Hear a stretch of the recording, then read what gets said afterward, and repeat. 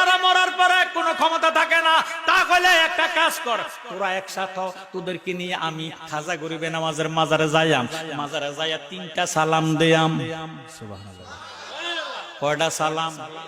3টা সালাম দিয়াম। যদি মইরা যায়, জবাব যদি না পাই মাজার রাখতাম না, জবাব পাইলে মাজার বাইতাম না।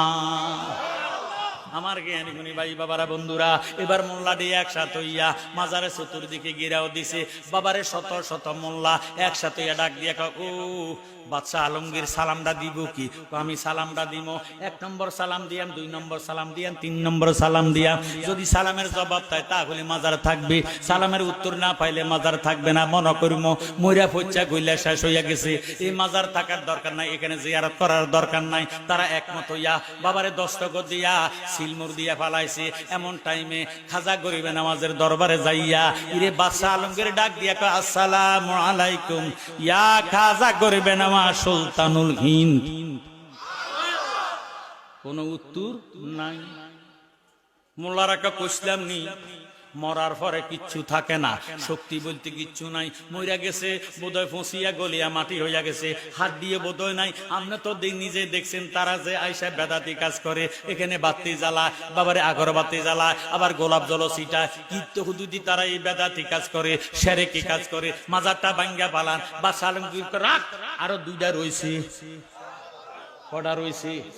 আরো 2টা রয়েছে। এবার বাবারে সুলতানুল হিন্দ খাজা গরিবে নামাজ মাইনুদ্দিন চিশতি সঞ্জরি আজমিরি এবার দরবারে 2য় নম্বরে সালামটা বাদশাহ আলমগীর ডাক দিয়ে কয়, আসসালামু আলাইকুম ইয়া খাজা গরিবে নামাজ সুলতানুল হিন্দ।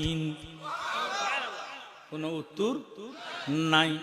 এবার মোল্লা ডিনিকে কইছিলাম নি আপনি এত আর সাবা সাবের দরকার নাই, 2 সালাম গেছে গা, 3 সালামে আর কিটাই করব, উত্তর দিব কতুন? বেটা থাকলে না উত্তর দিত, মইরা গেছে, সব শেষ হইয়া গেছে।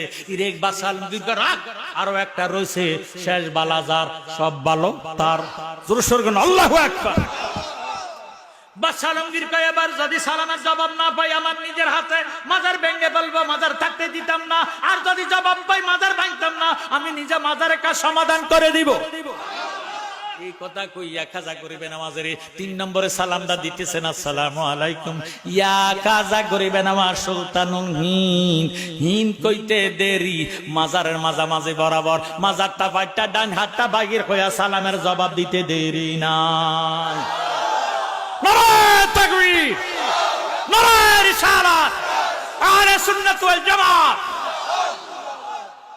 ওয়া আলাইকুম আসসালাম ইয়া বাদশাহ আলমগীর।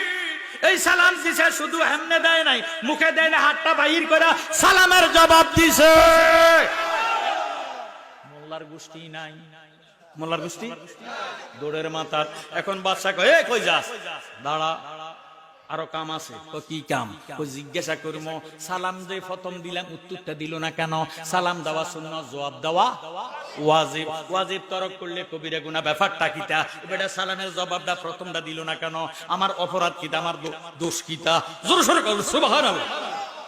এবারে ডাক দিয়ে বলে, খাজা গরিবে নামাজ হুজুর বেয়াদবি মাফ করেন, প্রথম সালাম দিলাম উত্তরটা পাইলাম না কেন? হুজুর ডাক দিয়ে কয়, উত্তর দিলে দিতে পারতাম। ইরে তুই যখন আমারে প্রথম সালাম দিছ, আমি তো তখন খানায় কাবা তোয়াফ করতেছি। কি বুঝলেন? কি বুঝলেন? কই আমি তখন খানায় কাবার চতুর্দিকে তোয়াফ করতেছি। আল্লাহুম্মা লাব্বাইকা লা শারিকা লা লাব্বাইক ইন্নাল হামদা ওয়ান নি'মাতা লাকা ওয়াল মুলক লা শারিকা লাকা লাব্বাইক। জোরে সোরে কোন আল্লাহু আকবার।